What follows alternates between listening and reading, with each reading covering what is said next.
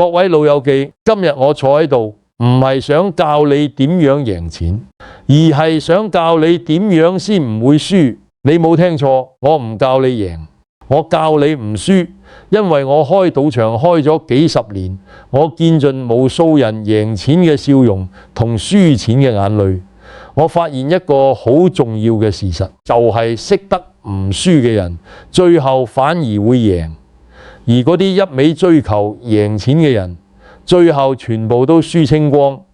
今日我想話俾你知，賭場最想你犯嘅3個錯誤，呢3個錯誤你唔止喺就場會犯，你喺股票市場，喺你嘅投資決定入面，日日都犯緊。未訂閱嘅朋友記得撳下面個訂閱掣同埋鐘仔，呢度每一條片都係用真金白銀換翻嚟嘅血淚教訓。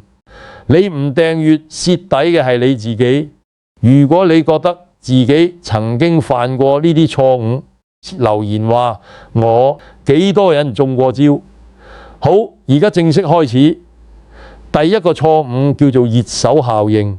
你贏咗錢之後就覺得自己好掂，覺得自己手氣好旺，覺得好運會繼續落去，然後你就開始加大注碼。既然贏開就繼續贏啦，邊有人贏錢會走㗎？但真相係呢個世界上冇一樣嘢叫做手氣，每一鋪都係獨立嘅。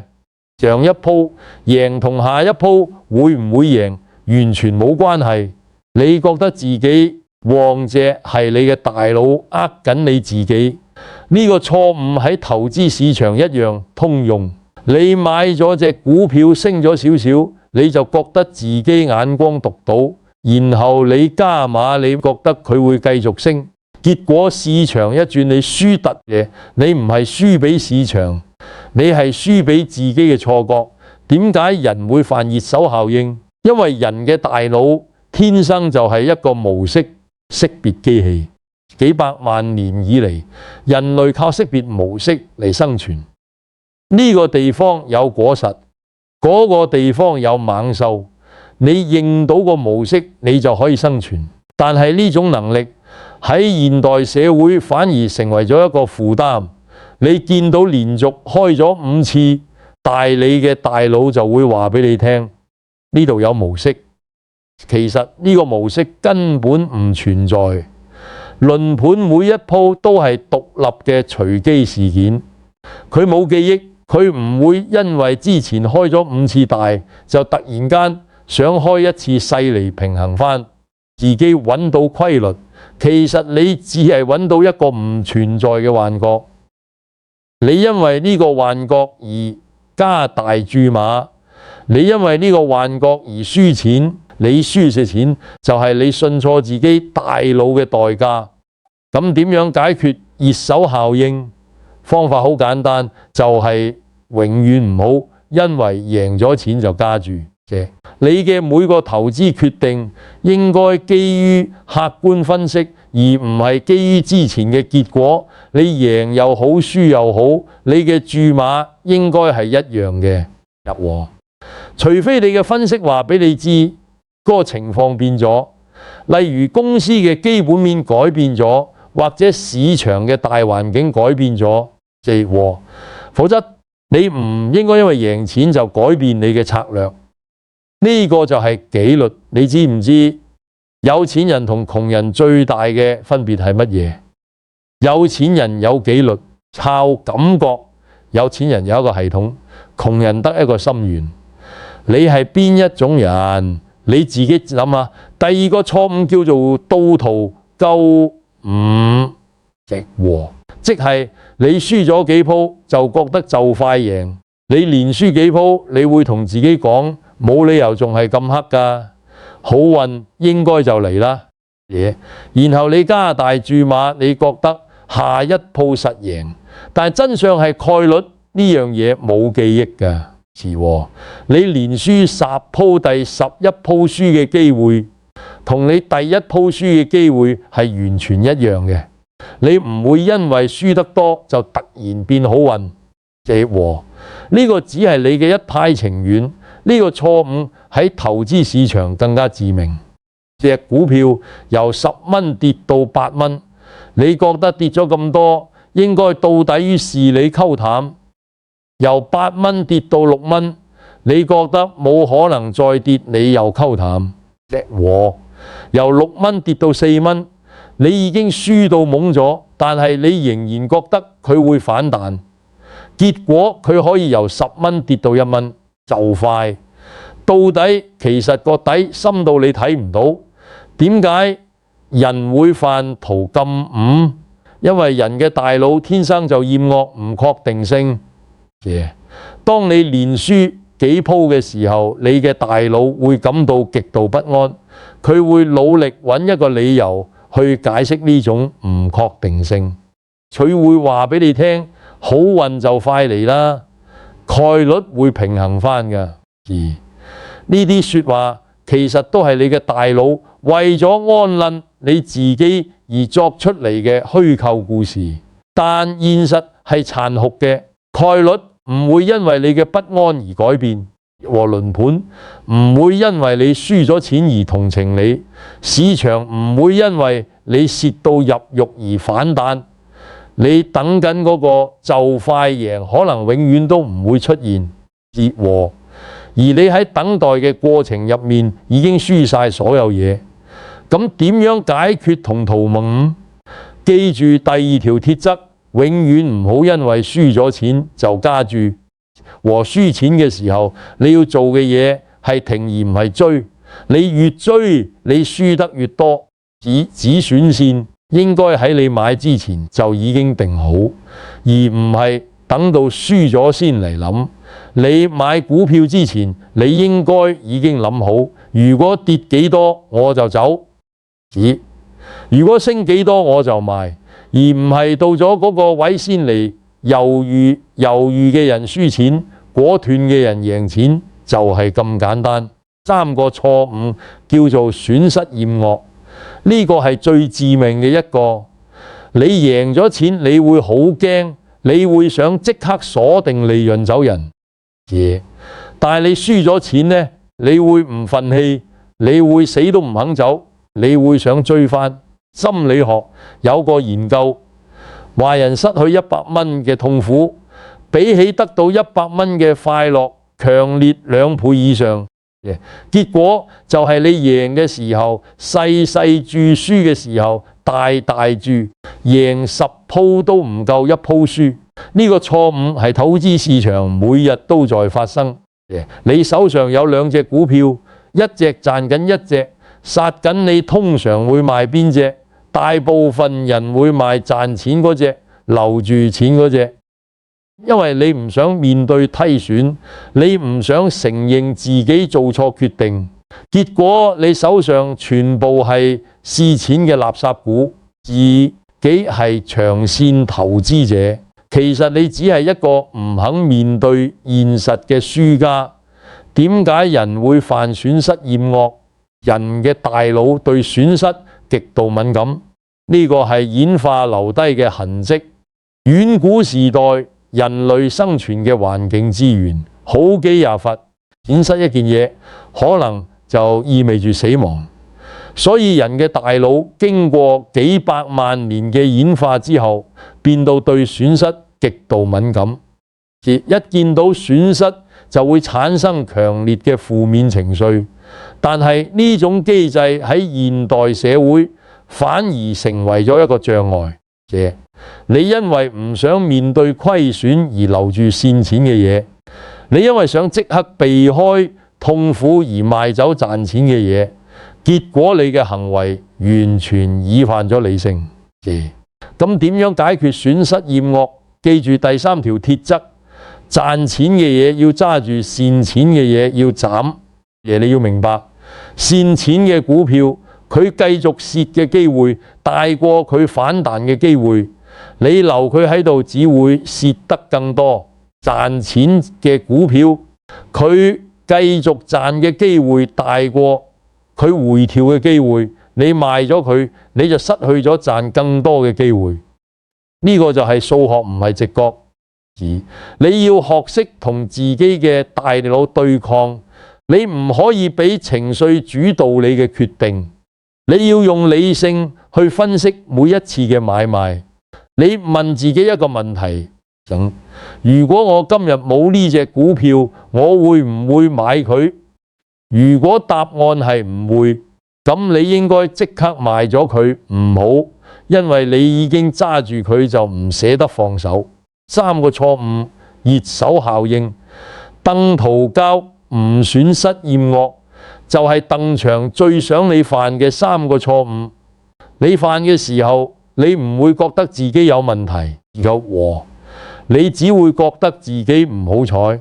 但係真相係你嘅唔好彩係你自己一手造成嘅。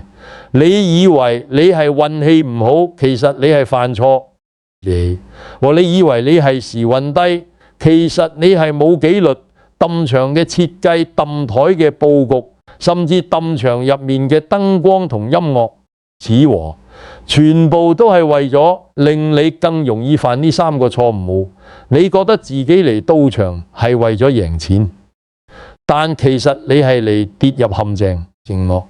你覺得自己好聰明，但其實你只係一個私物。賭場係私人，你係私物。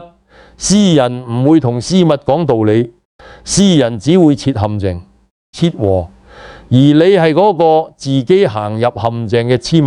我講咗三個錯誤，咁究竟應該點做先？啱，我話俾你聽，三個實用嘅方法，即刻用得着。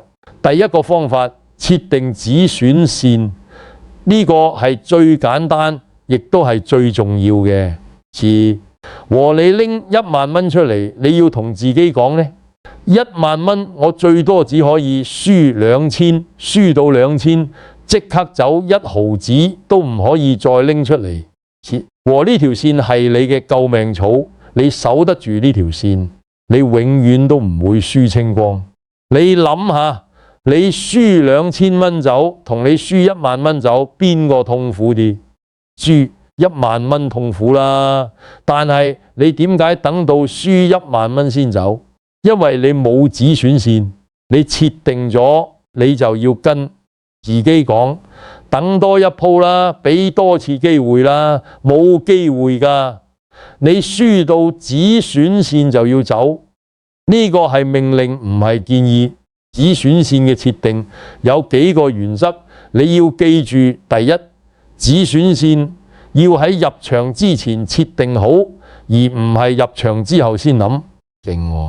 你未開始之前，你係冷靜嘅，你係理性嘅。你一開始咗，你嘅情緒就會出現，你會唔捨得，你會猶豫。所以一定要喺未開始之前就決定好。第二，止損線要合理。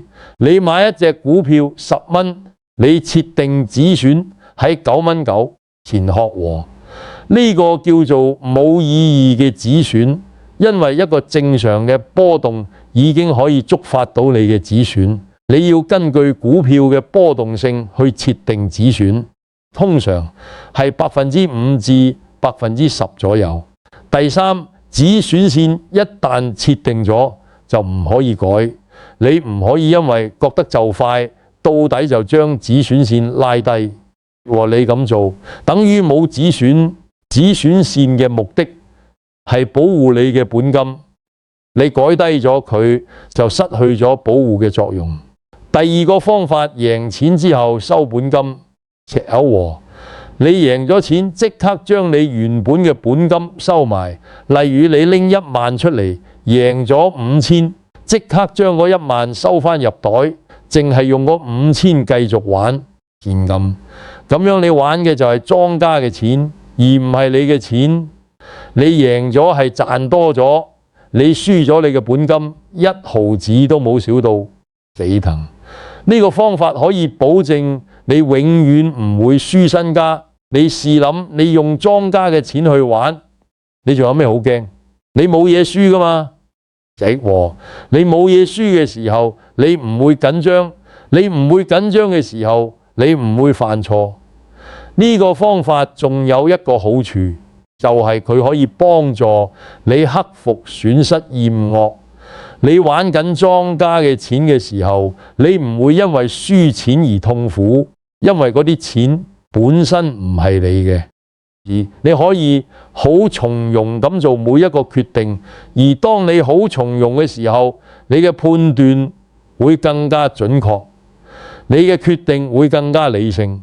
贏錢之後收本金呢個方法可以應用喺唔同嘅場景。你買股票升咗，你可以將原本嘅本金沽出，淨係用利潤繼續揸做生意。賺咗錢，你可以將成本收返，淨係用利潤去擴張。你投資物業升咗值，你可以加按套現，將原本嘅首期收返，用銀行嘅錢去繼續投資。呢個方法嘅核心邏輯就係永遠唔好將自己嘅本金暴露喺風險之下。你嘅本金係你嘅種子，種子冇咗，你仲點樣生錢？第三個方法，贏就谷，輸就縮。呢個係我成日講嘅6個字。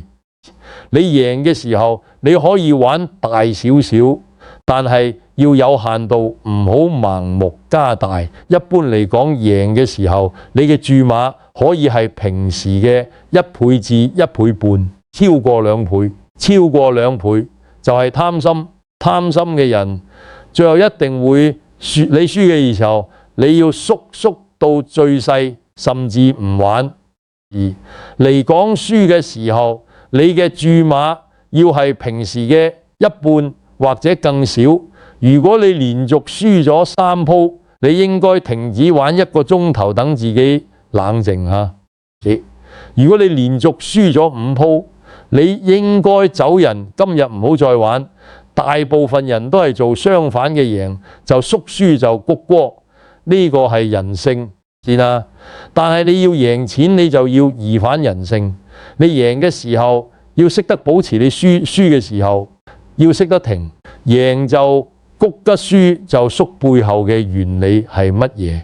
就係順勢而行。你贏嘅時候，證明你嘅判斷係啱嘅，你嘅策略係有效嘅，正和。你應該繼續執行你嘅策略，而唔係因為贏咗少少就走人。你輸嘅時候，證明你嘅判斷可能錯咗，你嘅策略可能唔適合當下嘅市場環境。你應該暫停一下，重新評估，而唔係死撐。記住贏嘅時候，你嘅注碼可以係平時嘅1倍，但係輸嘅時候，你嘅注碼要係平時嘅1半，甚至更少。呢個簡單嘅規則可以幫你喺贏嘅時候賺多啲，喺輸嘅時候蝕少啲。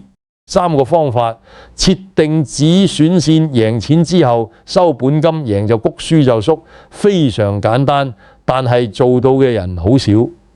點解？